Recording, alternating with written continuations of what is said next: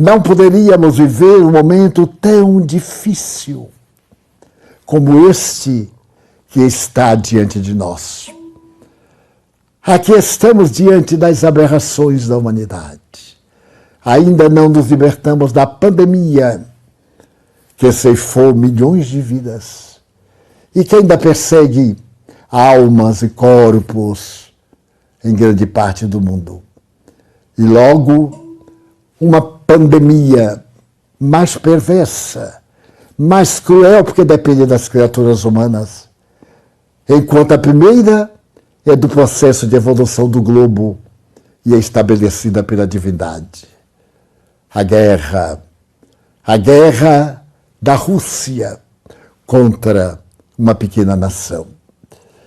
Uma nação que historicamente nasce do mesmo sentimento lendário que serviu de base para a mãe russa, como a chamavam seus lindos escritores.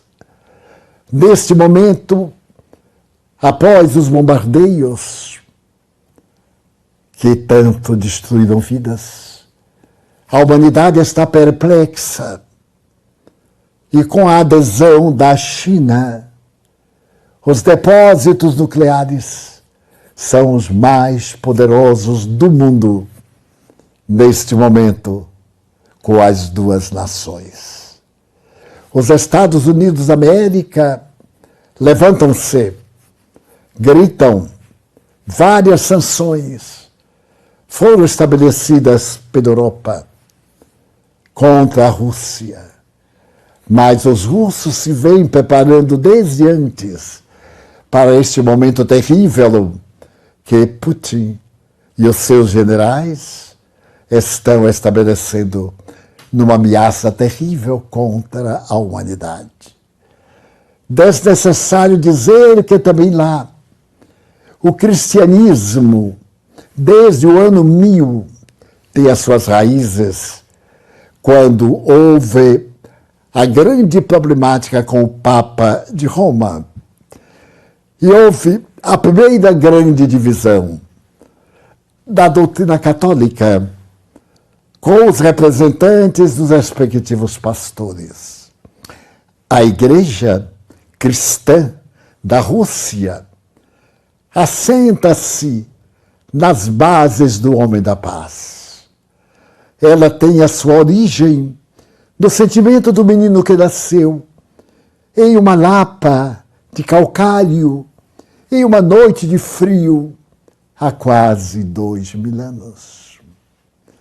No entanto, periodicamente, avança destrutiva contra outros países que, por fim, criaram a União Soviética no passado, que depois da Segunda Guerra se dissolveu, mas que, ante esta ameaça médica no momento, pode ser ressuscitada, caso não venha esta guerra a destruir o que há de mais belo na humanidade, que é o ideal de viver.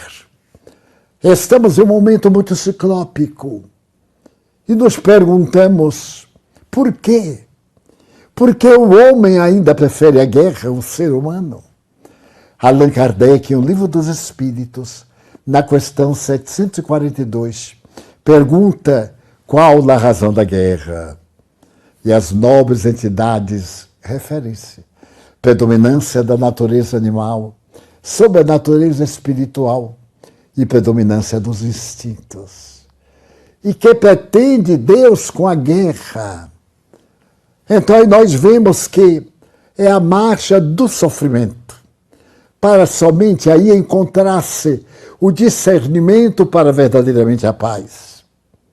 Carl Gustav Jung, da sua extraordinária visão arquetípica do mundo, refere-se a essa imperfeição da criatura humana, a esse arquétipo antropológico devastador que é o poder. O ego, que se pavoneia da sua força e pretende suplantar o self, ao mesmo tempo dominar Então estabeleceu o grande pai da psicologia profunda, que há dois seres imbatíveis na filosofia psíquica da humanidade: o poder e o amor.